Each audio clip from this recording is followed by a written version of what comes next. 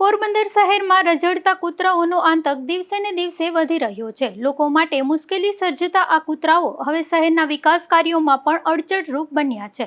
ત્યારે એસટી નજીક આવેલા ફુવારામાં નુકસાન પહોંચાડતા હજારો રૂપિયાનું નુકસાન થયું છે।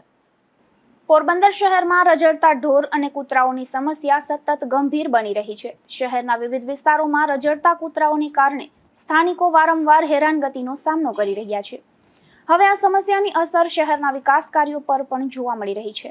શહેરના એસટી ડેપો નજીક આવેલા રિલાયન્સ ફુવારાનું મહાનગરપાલિકા દ્વારા લાખો રૂપિયાના ખર્ચે નવીનીકરણ કરવામાં આવી રહ્યું છે, પરંતુ ફુવારાના પરિસરમાં પ્રવેશેલા રઝળતા કૂતરાઓએ ઇલેક્ટ્રિક વાયરિંગ અને પાણીની પાઇપલાઇનને નુકસાન પહોંચાડ્યું હતું, જેને કારણે હજારો રૂપિયાનું નુકસાન થયું હોવાનું સામે આવ્યું છે।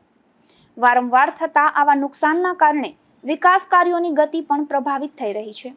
ત્યારે શહેરમાં રઝળતા કૂતરાઓ પર નિયંત્રણ લાવવા અને જાહેર સંપત્તિનું રક્ષણ કરવા મહાનગરપાલિકા અસરકારક પગલાં ભરે તેવી સ્થાનિકોમાં માંગ ઉઠી રહી છે। નિપુલ પોપટ સાથે અશોક થાનકી, ગુજરાત ન્યૂઝ, પોરબંદર।